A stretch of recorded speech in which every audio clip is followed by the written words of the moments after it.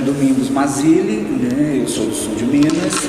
Minha formação primeira era medicina, especializei em psiquiatria e medicina do trabalho e posteriormente fiz História da Arte, pós-graduação, e aí fui fazer na Guinhar e na Federal, no UFMG, o curso de Artes Visuais e Artes Plásticas.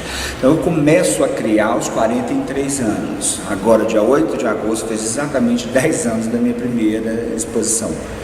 E você, então, é o seguinte, que você foi estudar arte depois que você tinha feito depois, eu nunca pensei o curso de em ser psiquiatria. artista plástico na vida, nada disso, né? Foi uma coisa que aconteceu, uma mudança de percurso, mas aí eu larguei a medicina e pude juntar tudo. Mas você não exerceu o trabalho de psiquiatra? Exerci durante 17 anos. Sim, ok, tá. Né? Mas aí eu vou aos poucos, em 1 ano e meio mais ou menos, eu começo a abandonar a medicina e fico só com a produção artística, com a criação. Meu nome é Daniela, eu sou formada em Educação Artística e Artes Plásticas, pela Escola Guinhar, na UENG. Depois eu fiz pós-graduação em História da Cultura e da Arte na UFMG, na Escola de Filosofia, na FAFISH. Eu sou artista plástica, tenho meus trabalhos, às vezes eu faço alguma exposição, e também sou professora da rede municipal de ensino aqui no Belo Horizonte, e percebo sim essa mudança nas cidades, esse acréscimo, né, das artes, né, de várias instituições voltadas para a arte. E isso tem reverberado dentro da escola também, que depois eu vou comentar como que isso está se dando dentro da escola. Eu percebo que até 2004 Belo Horizonte ficou muito estagnada culturalmente. A partir de 2004, com mudanças de governo e com a criação do Inhotim, então a cidade começou a ter uma certa revitalização. O Museu de Artes e Ofícios foi criado na Praça da Estação, e aí em Inhotim, depois o Museu dos centro... Brinquedos, Sim, o centro, de Paula, o INEMAR, o centro cultural ali da Praça da Liberdade, né? Então foram espaços que foram pipocando. Eu acho que pegando um pouco a questão aí do Inhotim, porque as pessoas vinham para Belo Horizonte, iam para Inhotim e iam embora. Então aqui começou a criar essas instituições que pudessem pegar um pouco esse público. Né? O que eu acho que acontece agora com a crise é que você tem uma série de instituições que não fornecem nada para o artista, em termos ou quase nada, né? Além do espaço físico, não verbas para nada assim, para se expor. Então fica, sabe, muita instituição, e ao mesmo tempo o artista tem que bancar, né? A exposição, só com o próprio bolso, isso daí, né? E as galerias também que ampliaram o mercado de arte em Minas, cresceu, né, visivelmente nesse período, como essa questão que você havia colocado também, né, do negro, do GLBT, dentro da arte, do índio, né, isso tudo, essa inclusão, um pacote aí dos últimos anos, e isso aí passa a ser debatido novamente, né, uma reflexão sobre essas categorias. Com esse aumento, né, de instituições voltadas para o mundo artístico, né, esse desenvolvimento da cultura na cidade, além de instituições físicas, há muitos festivais também. Né, há festivais de teatro de objeto, de performance. Noite Branca, né? Noite Branca, que é um festival voltado bastante para as artes plásticas também, para performance. E isso tem trazido também para a escola uma nova forma de trabalhar as artes dentro de sala de aula. Se vocês se lembram, as aulas de arte, ela era, qualquer pessoa dava aula de arte na escola, qualquer profissional ali. Né? Então era muito desenho que eu coloria, bolinha de papel para colar, e ficava um pouco fechado nesse universo. Que é chamada educação artística. Educação artística. Sim. Então hoje as prefeituras, por exemplo, esse ano está sendo o primeiro ano o ano que foi implementado o uso do livro didático de arte. São livros do sexto, eu trabalho com sexto, sétimo, oitavo e nono. Sim. Nesses livros cita, cada livro ele fala de teatro, de música, por exemplo, companhias de dança, fala de artistas plásticos brasileiros, artistas plásticos estrangeiros. Rodrigo Vivas, esse que foi aprovado agora, no ensino médio. O Carlos Carter também, são 4 pessoas, eles falam da música, que bom. Então esse livro, eu tenho trabalhado com esse livro, tem ajudado bastante, porque ele dá uma diretriz, um norte, né? Eu posso trabalhar outras coisas, mas o livro ele dá uma sequência, assim, boa.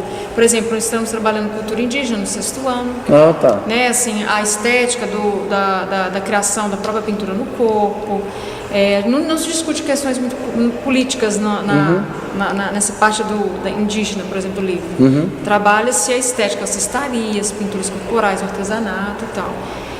Nono ano, por exemplo, cita Cildo Meirelles, a Torre de Babel do Cildo Meirelles, a Débora Coque com a companhia de dança, fala da Brígida Baltar com a colhendo as neblinas, cita várias intervenções urbanas, né, dentro do Brasil e fora também. É um livro rico, né, que traz várias vertentes da linguagens artísticas. Que é uma coisa nova, que eu não sabia disso. E vou te dizer que os meninos, como eu comecei a substituir um outro professor que saiu, e eu sou formada em artes plásticas, então eu chego com livro, com vídeo, proponho os meninos a fazer performance na escola, a vestir um parangolé, fazer um parangolé e sair na escola e perceber o que é isso. Então, assim, eu tenho tido, assim, no início eles acham ruim, porque a aula ela tem escrita, tem exercício, tem leitura. Eles reclamam, isso não é aula de arte não, professora, isso não é aula de arte não. Eles me cobram muito desenho para colorir. Então foi uma surpresa na vida desses alunos nessa nova escola agora, com um livro, com coisas para copiar, para ler, vídeo. Também tem que concentrar em outras partes, né, do estudo das artes. O Inhotim tem um projeto com a prefeitura que de terça a quarta eles recebem alunos da escola municipal lá no Inhotim. Então chegam 8 ônibus. Que eu podia trabalhar, eu trabalhava no Inhotim, eu acompanhava esse processo lá. Deles terem esse contato com a arte contemporânea também, esse outro universo, assim, estranho, né, para eles a princípio. É visível isso. Eu me lembro em 2002, eu estava na Europa e você via crianças, 2, 5, 7 anos, dentro de museus, desenhando Picasso com professor e tudo mais. Aí você chegava no Brasil, não existia criança dentro de museu. Então, a partir de 2002, com essas novas políticas de inclusão, de tudo mais, você consegue hoje trazer um público que não frequentava nem instituição de arte contemporânea. Ainda que eles não entendam, mas eles hoje, todo mundo já foi em alguma coisa, já viu, já tem uma certa ideia do museu, que até pouco tempo atrás ninguém ia ao museu do Brasil. Em relação, por exemplo, aos anos 60, 70, era uma arte muito experimental, que era feito, muito ligado, o artista estava muito submetido ao crítico, né? Depois dos anos 90 vem a figura do curador e agora é esse conselheiro aí de instituições que fala que né, o colecionador deve ou não comprar, que é outra figura poderosa. Então você tem isso, você tem nos anos 60, 70 menos, o artista era mais livre em tudo. Eu acho que hoje existe o politicamente correto que vai engessando as coisas, uma censura veladíssima, tá? Em cima dessas instituições. Principalmente com relação à questão religiosa, a corpo, sexualidade, né? Ficou muito engessada. Você tem a questão das galerias aí, um artista muito preocupado em cima do que vai vender. Eu acho que nos anos 60 era uma coisa mais livre, aí da própria contracultura, eu faço, e né, você não tinha um sistema de galerias tão estruturado como você tem hoje, e essas leis do mercado de forma tão rígidas, né, como hoje. Então eu acho que o artista, ele, nesse sentido, ele fica mais amarrado. Tá? Seja pela questão financeira, pelo politicamente correto, saiu a figura do crítico, perdeu, depois veio o curador, mas você, de qualquer forma, você tem que ser respaldado por alguém, né? Em Minas ainda você é periférico, que as coisas acontecem Rio e São Paulo, aqui no Brasil, principalmente em São Paulo, né? Mas hoje você já tem começando a surgir feiras aqui, enfim, uma série de iniciativas. Isso eu estou dizendo aqui de Minas, não estou falando de Salvador, nem de Manaus ou de Curitiba. Eu acho que ainda vai, né, na medida que você vai interiorizando aí pelo Brasil e região norte e nordeste, isso fica mais complicado ainda. Né? O fato de você estar fora do eixo Rio-São Paulo. Eu vejo que o papel do artista, o lugar do artista hoje, assim, aqui em Minas, né, na nossa sociedade como um todo, eu percebo que cada artista tem um tipo de inflamação diferente. Cada artista, ele pulsa de formas diferentes. Assim. Eu, há um tempo atrás, eu era mais militante. Hoje, eu tenho meu trabalho e eu também trabalho com fotografia, performance, crio objetos, crio desenhos. Então, eu tenho um site e tenho aquele site ali que eu compartilho com as pessoas que eu gosto. Assim, eu acho que a internet deu essa visibilidade para o artista. Você quer ser visto, você quer fazer um trabalho, você quer mostrar às pessoas, seja no Instagram ou na rede social. Você tem esse espaço também. E que aí não envolve um espaço físico, mas é um lugar que você vai ser visto, você vai compartilhar, meu trabalho é isso aqui, vai compartilhar com os amigos e tal, com pessoas que você conhece. E o papel do artista, eu vejo assim, ainda mais assim, aqueles mais fervorosos, mais inflamados, que tem um trabalho muito crítico e muitas vezes pesado no sentido assim visceral, né? E muitas vezes necessário de ser visto assim, de discutir questões na vida e na sociedade de uma forma mais artística, mais estética, de uma forma mais pulsante. Esse é o trabalho do artista, que é diferente do jornalista, que é diferente do escritor, que é diferente do filósofo, né? O artista ele é mais físico também e visual, também discutindo o mesmo assunto de uma forma mais visual. Essa figura também ela é muito importante, né? De trazer essa outra linguagem, né? De você exercer a sua essência humana, né? Que é você conseguir dizer coisas de formas diferentes. Eu vejo muito a importância e o papel do artista, né, dessa forma. Agora, meu papel, assim, que eu vejo enquanto artista, eu tenho um trabalho mais tímido, não exponho muito, não mando muito aquele portfólio para a galeria, para participar de processo seletivo. Eu tenho um pouco de preguiça, justamente com a questão você não tem um retorno financeiro mesmo. Nem financeiro e nem porque o seu projeto não foi aprovado. Né? Então é uma coisa, você manda, você não sabe quem que está ali no júri, qual que é o critério que vai ser julgado. Você não sabe qual que é uma questão burocrática, é caro, às vezes tem que imprimir e tudo mais. Eu também não tenho muita paciência para isso não, quase nenhuma, pra ser sincero. E esbarra nessa questão da necessidade, você precisa do seu dinheiro para pagar suas contas, é bem básico. Sim. Todo mês, então assim, eu mesmo deixei de participar, de dar continuidade a um projeto que eu estava por exemplo, no SESI Minas.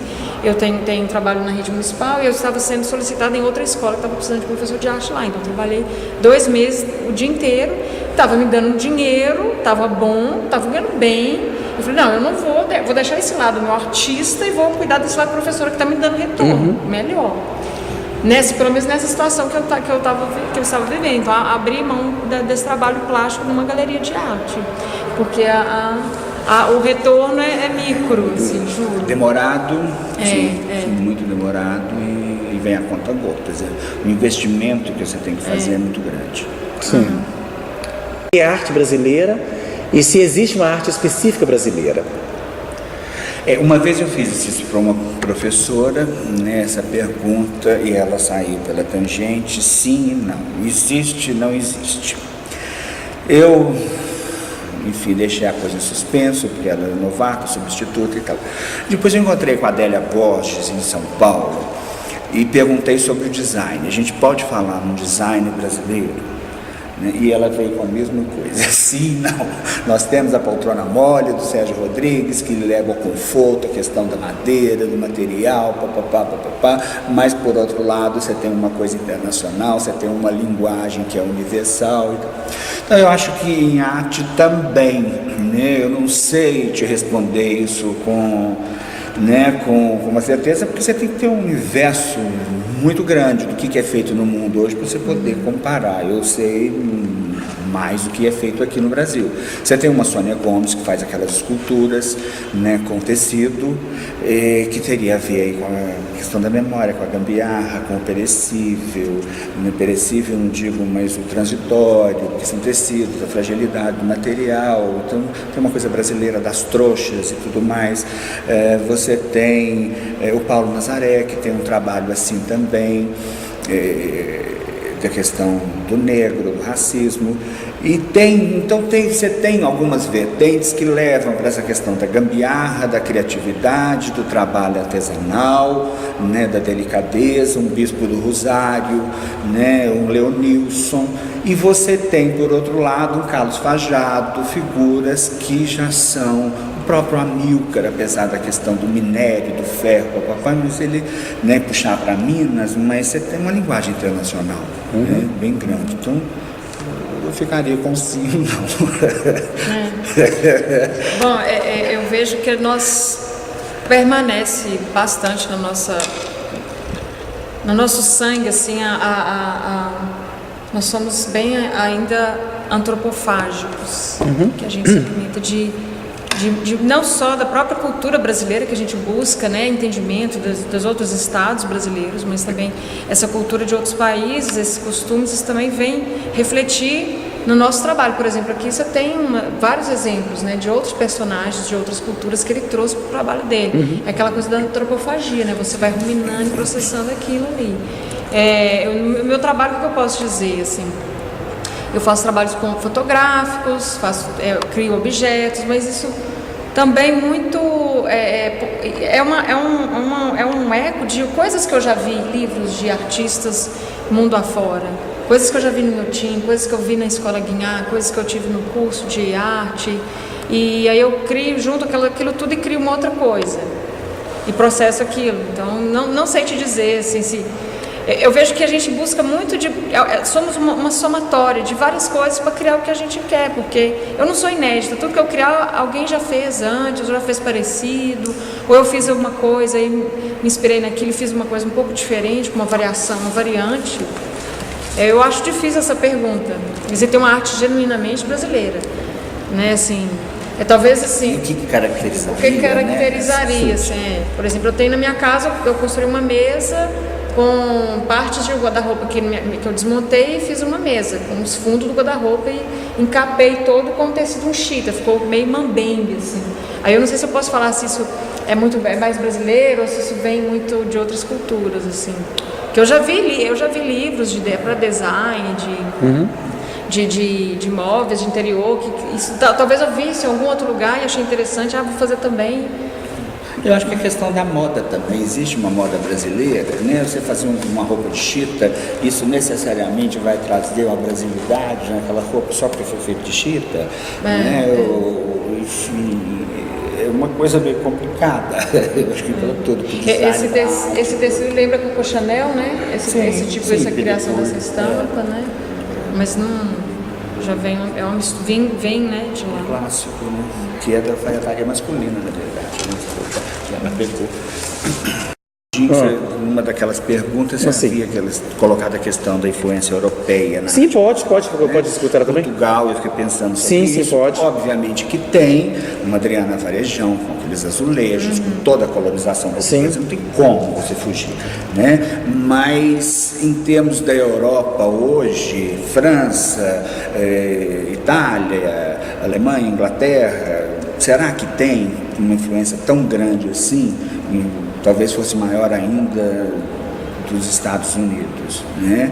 E a questão da América Latina também, que de uns 15 anos foi descoberta, porque não se falava espanhol, você não estudava, você não viajava para Bolívia, Chile, nada disso, no máximo para Argentina e Chile, né?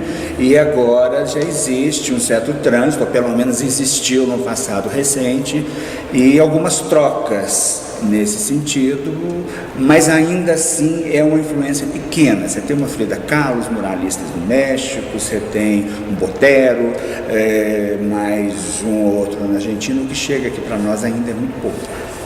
Mas não existe nenhum intercâmbio de artistas que vêm de daqui para lá ou vai de lá para cá? Pode ter, mas é uma coisa inexpressiva. Na Bienal de São Paulo, você vê eu tinha que ter esse coisa. caráter internacional. Sim, às vezes vem alguma coisa de Cuba, Granhotinho, um artista cubano, alguma coisa. Recentemente teve o CCBB, né? Acho que dois artistas de lá e tudo mais, mas ainda é uma coisa muito tímida. Não, por falar em influência, nós vamos entrar numa outra influência até interessante.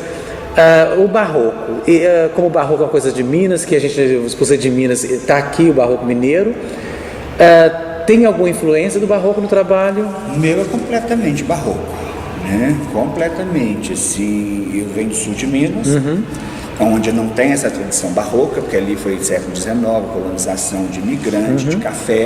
De repente eu venho para cá com 18 anos, 17, para estudar, e aí Ouro Preto e toda essa tradição do barroco é muito forte.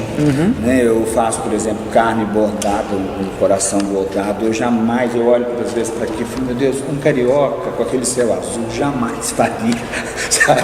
Uma coisa tão dolorosa, tão barroca, né? E vai por aí, eu acho que a alma mesmo é barroca, tem essa tragicidade. O meu trabalho o tempo inteiro, tá? Isso é premiado, não tem como fugir. Então chega a tradição portuguesa, italiana através do barroco. Não. Eu fiz um trabalho com coração também. Um ensaio fotográfico de objetos, um coração no prato, com objetos que lembram um romance, assim. Mas não vou entrar nesse detalhe agora, só porque eu lembrei disso. Mas tem alguma influência no seu trabalho? Ou essa tradição barroca nossa de Minas? Ou... Não necessariamente, eu não pego muito essa questão. Eu vejo que o barroco também tem, além da estética, tem uma questão muito religiosa, né? Então, pelo menos assim, no meu trabalho eu não sinto muito influenciada, não. Assim, apesar de admirar, talvez o barroco eu trabalho mais o barroco dentro de sala de aula, que é onde eu vou mostrar os slides para os meninos, de onde vem, o que é isso, que tipo de construção que é essa, que tipo de arquitetura, por dentro, os motivos, o porquê desse tanto de pinturas. A azulejaria portuguesa, eu estou trabalhando num projeto na escola com a azulejaria portuguesa, que os meninos eles me cobram muito desenho. Eu dou escultura, dou modelagem, dou performance, cada dia uma coisa. Hoje em dia a aula vai ficar em silêncio. O que é para fazer hoje? Você vai ficar em silêncio. Não vou fazer nada. Você vai ficar em silêncio. Você vê a Nossa Senhora das Dores, no meu caso, né? Coisa mais barroca que essa imagem.